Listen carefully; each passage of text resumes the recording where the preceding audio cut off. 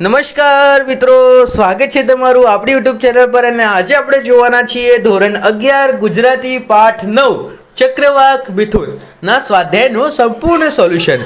જો મિત્રો તમે આપણી ચેનલ પર નવા આવ્યા હોય તો ચેનલને જરૂરથી એકવાર સબસ્ક્રાઇબ કરી દેજો અને આપણા વિડીયોને લાઈક કરી દેજો। તમારા મિત્રોને આ વિડીયો શેર પણ કરો કેમ કે એમને પણ સ્વાધ્યાય લખવામાં કામ આવે મિત્રો।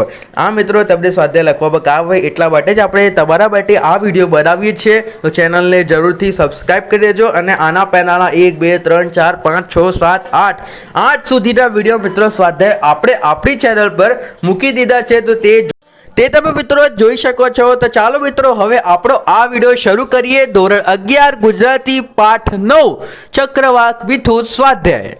તો ચાલો મિત્રો શરૂ કરીએ। પહેલો પ્રશ્ન છે, નીચેના પ્રશ્નોના 1-2 વાક્યોમાં ઉત્તર લખો। ચોપાસ કોની શાખાઓ પ્રસરી રહી છે? ચોપાસ શૈલીરાજ પર્વતની શાખાઓ પ્રસરી રહી છે। દિવસના કયા પ્રહરની વાત ચક્રવાત મિથુન કાવ્યમાં કેન્દ્રમાં છે? તો ચક્રવાત મિથુન કાવ્યમાં કેન્દ્રમાં સંધ્યાના મધ્ય પ્રહરની વાત છે। ત્રીજો છે, કવિએ વિરહયુગ શબ્દ કોના માટે પ્રયોજ્યો છે? તો કવિએ વિરહયુગ શબ્દ ચક્રવાકી માટે પ્રયોજ્યો છે। ચક્રવાકી કયા છુપાઈ જાય છે? તો ચક્રવાકી વૃક્ષની શાખાઓમાં છુપાઈ જાય છે। સ્નેહી બાળ યુગલ કોનાથી ઉત્તમ થતા છે? તો કે સ્નેહી બાળ યુગલ આભાસોથી ઉત્તમ થતા છે। ચાલો એવા સ્થળે મહી વસે સૂર્ય જ્યાં સદૈવ, આ પંક્તિ કોણ બોલે છે? તો ચાલો એવા સ્થળે મહી સૂર્ય જ્યાં વસે સદૈવ, આ પંક્તિ ચક્રવાકી બોલે છે। પ્રશ્ન નંબર 2 છે મિત્રો, નીચેના પ્રશ્નોના મુદ્દાસર ઉત્તર લખો અને જો મિત્રો તમે હજુ સુધી આપણી ચેનલને સબસ્ક્રાઇબ ના કરી હોય તો જરૂરથી આપણી ચેનલને સબસ્ક્રાઇબ કરી દેજો અને આપણા વિડીયોને લાઈક કરી દેજો। તો ચાલો બીજો પ્રશ્ન છે, ચક્રવાકીને બીજે નહીં વસવા અંગે શું કારણ આપે છે? તો ચક્રવાકને કહે છે, જ્યાં દિવસ લાંબો હોય છે તેવા સ્થળે જઈને વસીએ તો જેનાથી બંનેના એકબીજામાં વિરહમાં ઝૂંઝરવું ન પડે, પરંતુ ચક્રવાક તેને વાસ્તવિક પરિસ્થિતિ સમજાવવા કહે છે અને એ છે, પ્રિય સખી, જ્યાં દિવસો લાંબા હોય છે ત્યાં રાત પણ લાંબી હોવાની એટલે કે પ્રયત સુખની આશા ઠગારી છે। બીજો પ્રશ્ન છે, ચક્રવાકી માટે કવિ કયા શબ્દોનો વાપર્યા છે? તો ચક્રવાક માટે કવિ પતિ, પ્રેમ, પ્રિયતમા, નાથ વગેરે શબ્દો વાપર્યા છે, જ્યાં ચક્રવાતી માટે પ્રિયતમા, પ્રિય સખી, લલનના વગેરે શબ્દો વાપર્યા છે। કવિએ આ પક્ષી યુગ માટે દંપતિ, વિશ્વયુગ, ચક્રમિથુન અને ચક્રવાત યુગલ જેવા શબ્દો વાપર્યા છે। ત્રીજો છે, ચક્રવાકને કયા જઈને વસવાનું કહે છે અને શા માટે કહે છે?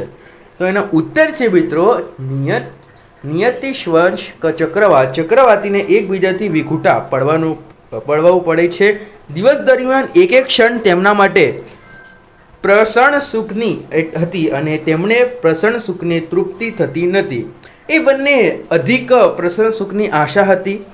અંતુર સંધ્યા થતાં જ બંને એકબીજાના વિરહમાં ઝૂંઝરવું પડે છે અને તેમના માટે વિરહ અસહ્ય થઈ જાય છે।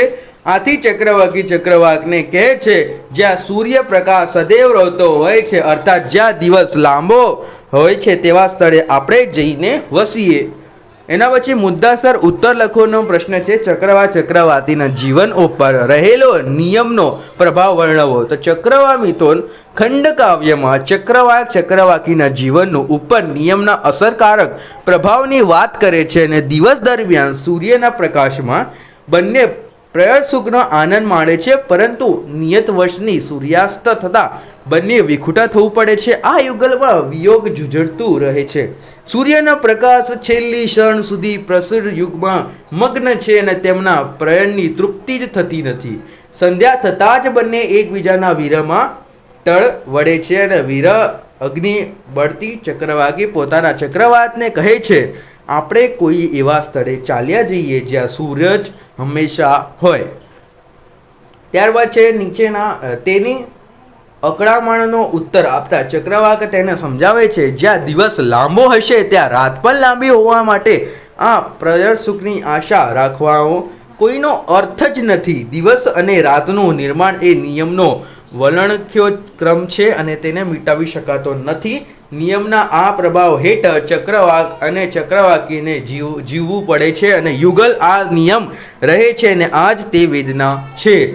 ત્યારબાદ બીજો પ્રશ્ન છે ચક્રવાક મિથુન ના અંતમાં વિશે લખો. તો ચક્રવાક મિથુન ખંડકાવ્યના અંત વિશે લખો. ચક્રવાક મિથુન ખંડકાવ્ય અંતમાં સૂર્યપ્રકાશને જમતું પક્ષી યુગલ આકાર ઊંચે છે અને ઊંચે ચડે છે. સૂર્યાસ્ત થતાં છેવટે પક્ષી યુગલ આંખને માંડીને બીચીને આવાજ સાથે મૃત્યુના ગહન ખીણમાં ઝપલાવે છે અને પરંતુ ત્યાં અચાનક જ આ ધન્ય દુનિયા પ્રવેશ કરતા જ તેમને કોઈક દિવ્ય પ્રકાશના દર્શન થાય છે.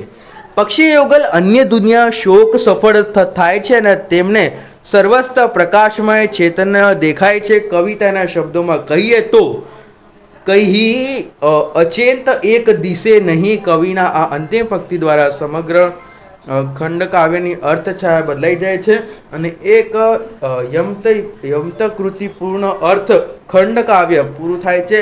આથી ચક્રવાત મિથુનનો અંત યોગ્ય છે. મિત્રો, આથી આપણો વિડીયો પૂરો થાય છે.